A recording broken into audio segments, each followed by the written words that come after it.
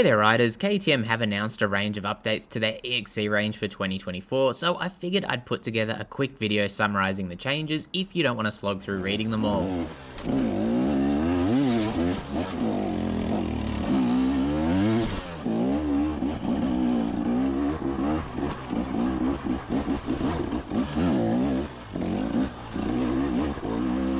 As far as models offered in that EXC range for 2024, we'll be seeing the 150, 250 and 300 EXC variants in the two-stroke options, while the 250, 350, 450 and 500 EXC-Fs are your four-stroke options of course.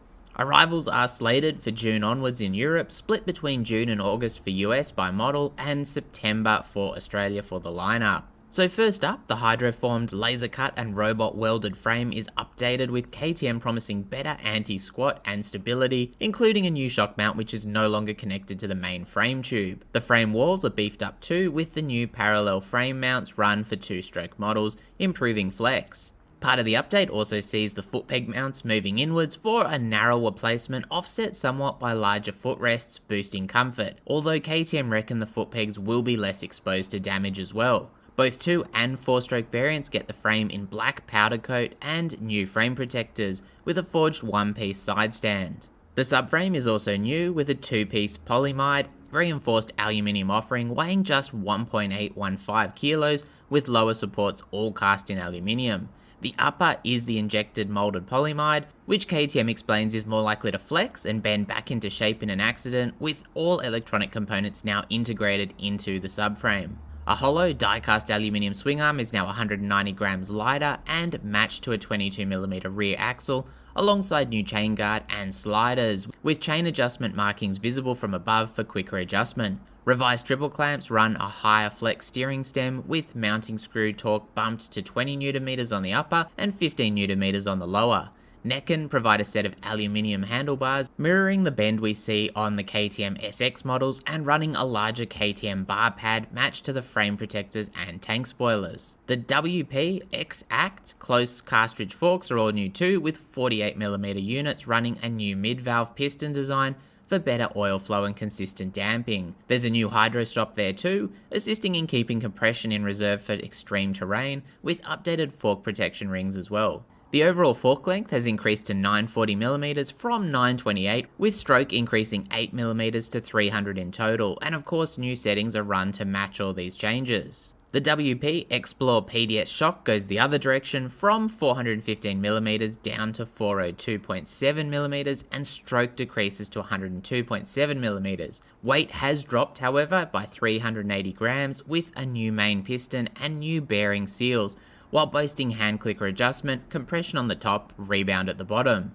Preload is adjustable with an Allen wrench via the securing ring. Unsurprisingly, rider ergos have been changed too, with KTM promising better knee contact, particularly standing on the pegs, with more contact surfaces on the bodywork overall. A new flat seat is also run and has a recessed grip pocket for easier handling of the bike on and off a stand. The new fender design meanwhile runs mud fins to redirect debris away from the rider and the radiator.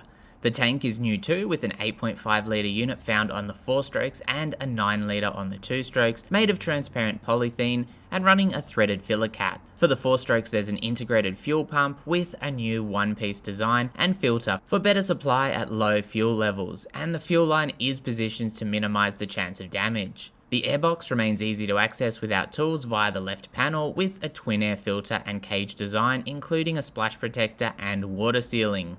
A new headlight is run too, with KTM promising up to 300% better lighting output with quick release systems for easy repairs without needing to replace the whole unit. There's also a headlight mask integrated into the triple clamp protector. Taking a look at the electronics, KTM note that a Kickstarter can no longer be fitted to any of these bikes, with a lithium-ion 2Ah battery run across the range, saving a kilogram over lead batteries. An OCU, or off-road control unit, is all new and replaces electronic fuses and relays and is located under the seat. Outputs are deactivated individually with LED lights in red or green marking for easy troubleshooting. A rollover sensor from the motocross range, which shuts off the engine in the event of a big crash, is also now fitted. You can add an optional map switch which allows the 2-stroke models to switch between engine maps. In contrast, the switch on the 4-stroke models allows toggling between engine maps, traction control, and quick shifter options. What traction control and quick shifter, you ask? That's a set of new features to the 4-stroke model variants, with traction control limiting power when traction is lost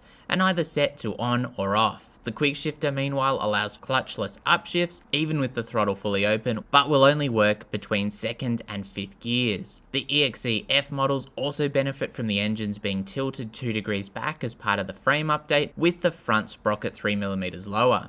Draining noses for liquids have been added as well as markers to demonstrate where to use washers on the engine, alongside lock positions for the cam chain as part of a focus on improving serviceability. There's also a new exhaust system with shorter silencer in black, while the pipe join position is moved, so the exhaust can be removed without removing the shock as well.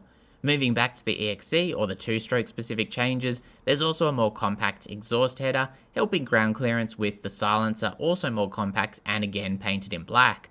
The reed valve case is also updated, with new plastic flaps on the outside of the case for better sealing of the intake track, helping prevent overfueling in extreme conditions.